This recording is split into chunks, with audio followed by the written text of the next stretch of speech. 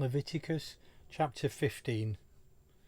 God spoke to Moses and Aaron, "Speak to the people of Israel. Tell them, when a man has a discharge from his genitals, the discharge is unclean. Whether it comes from a seepage or an obstruction, he is unclean. He is unclean all the days his body has a seepage or an obstruction.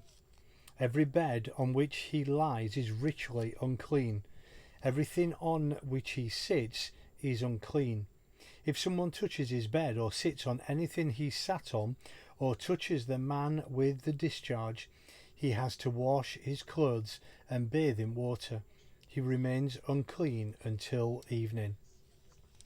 If the man with the discharge spits on someone who is clean, that person has to wash his clothes and bathe in water.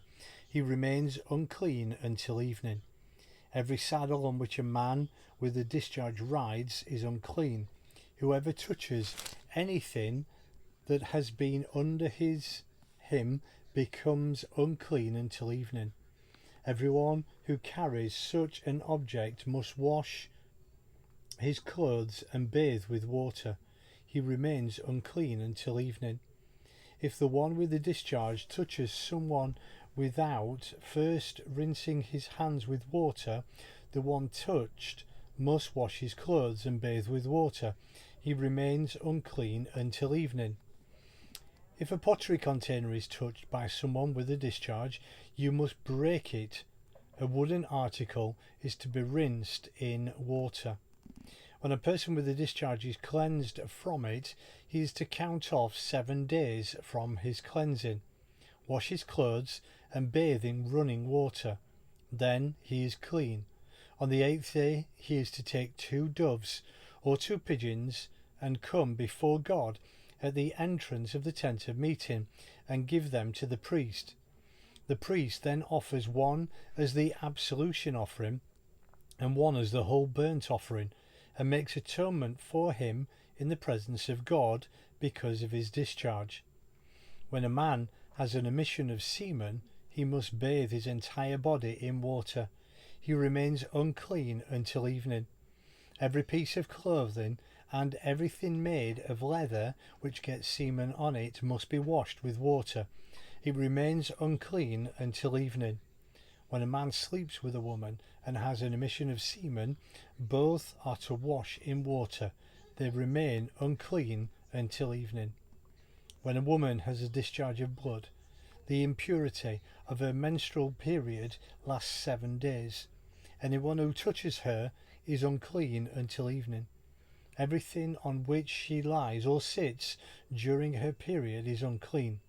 Anyone who touches her bed or anything on which she sits must wash his clothes and bathe in water. He remains unclean until evening. If a man sleeps with her and her menstrual blood gets on him, he is unclean for 7 days, and every bed on which he lies becomes unclean.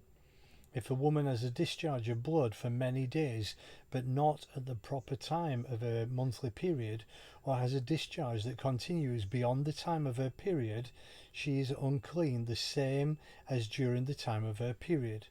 Every bed on which she lies during the time of the discharge and everything on which she sits becomes unclean the same as in her monthly period.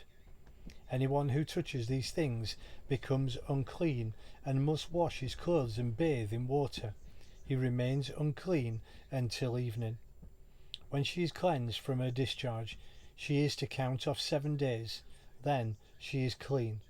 On the 8th day she is to take 2 doves, 2 pigeons, and bring them to the priests at the entrance of the tent of meeting.